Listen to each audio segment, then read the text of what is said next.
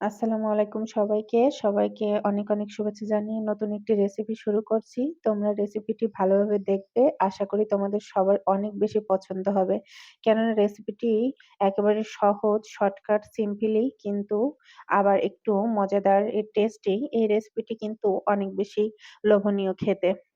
তো রেসিপিটি করব আমি পুঁটি মাছ দিয়ে। পুঁটি মাছ ভাজি তোমরা কেউ কখনো খেয়েছো? যদি না খাও, আমি তোমাদেরকে বলব জীবনে কখনো ভালো কোনো জিনিস মিস করতে নেই। পুঁটি মাছটা লবণ হলুদ পরিমাণ মতো মাখিয়ে একটু কড়াইয়ে এরকম বেশি করে তেল দিয়ে যদি তোমরা মুচমুচে করে ভেজে খাও, মুচমুচে বলতে অনেক লালচে করে ভাজবে না। অনেক লালচে করে ভাজলে তো তিতো, তিতো হয়ে যায়। অনেক ক্ষেত্রে অনেকে ভালো করে ভাজতে পারে না। তিতো, তিতো হয়ে যায়।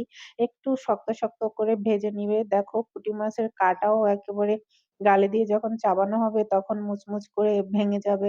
আর খেতে অনেক বেশি টেস্টি মানে এই পুঁটি মাছ ভাজিটা আমার বাবু, আমার জামাই সবাই অনেক বেশি পছন্দ করে। আর তোমরা অবশ্যই খেয়ে দেখবে। দেখছো আমি পুঁটি মাছ কেমন করে ভাজি তোমাদেরকে দেখাচ্ছি। আর এই পুঁটি মাছ ভাজি দিয়ে ২ টা তরকারি রান্না করলে অনেক বেশি ভালো লাগে আমার।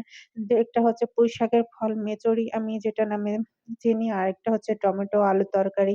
টমেটো আলুর তরকারি কিন্তু হালকা করে যেভাবে রান্না করি সেভাবেই রান্না করব। কিন্তু পুঁটি মাছটা আগে এভাবে সুন্দর করে ভেজে নিবে তোমরা। পুঁটি মাছ ভাজিটা তোমাদেরকে দেখিয়ে দিয়েছি কেমন করে ভাজবে। কড়াইয়ে তেল গরম করে লবণ, হলুদ পরিমাণ মতো দিয়ে মাছগুলো কিন্তু সুন্দর করে ভেজে নিবে। আর বেশি করে পেঁয়াজ কুচি, কাঁচামরিচ কুচি একটু বেশি করে ঝাল, ঝাল দিয়েছি। রান্নাটা ঝাল, ঝাল করব।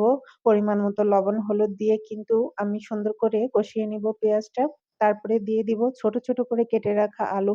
আলুটা ছোট, ছোট করে কুচি, কুচি করে দিয়েছি। দেখো তোমরা এভাবে সুন্দর করে কুচি, কুচি করে দিয়ে সেই আলুগুলো আমি সামান্য পরিমাণ পানি দিয়ে এবার পেঁয়াজ মসলার সাথে আমি একটু কষিয়ে নিব। মসলা না বন্ধুরা, মসলা না, লবণ, হলুদ, তেল এবং মরিচ, পেঁয়াজ কুচি, রসুন কুচি এগুলো দিয়ে আমি সুন্দর করে কষিয়ে নিব।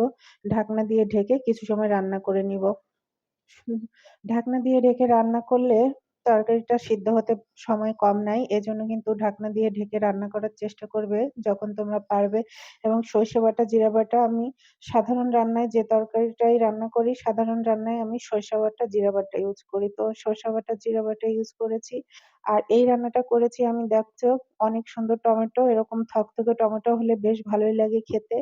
উম তোমরা সবসময়ের জন্য হালকা টক, টক টমেটো এবং কাঁচা পাকা টমেটো দিয়ে এই রান্নাটা করবে। অনেক বেশি টেস্টি হবে তোমাদেরকে আমি বলে দেওয়ার চেষ্টা করছি। এই রান্নাটা তোমরা যদি খাও তাহলে সামনে যত প্রকারের লোভনীয় খাবারই থাকুক না কেন, এই তরকারিটা দিয়েই তোমরা অনেক বেশি ভাত খাবে। এই তরকারিটা এত বেশি স্বাদের হয়। তো দেখতেই পাচ্ছ আমি কষিয়ে নিয়েছি। এবার কিন্তু অল্প পরিমাণে পানি দিয়ে দিয়েছি। জাস্ট পানিটা ফুটে গেলে উপর থেকে দিয়ে দিব কিন্তু ভেজে রাখা মাছগুলো। এই মাছটা ভেজে রান্না করলে বাচ্চারা বলো যেকোনো মানুষই পছন্দ করে। সাধারণত তরকারি রান্না করলে পুঁটি মাছ কিন্তু কাটা, কাটা হয়ে যায়। কিন্তু এইভাবে যদি একটু শক্ত করে ভেজে রান্না করো তাহলে কাটা, কাটা হবে না। যে কেউ নির্ভয়ে কাটার ভয় ছাড়া খেতে পারবে এবং অনেক মজা পাবে, অনেক টেস্টি খেতে। তো ভালো লাগলে অবশ্যই তোমরা আমাকে বলো আর তোমরা ট্রাই করো।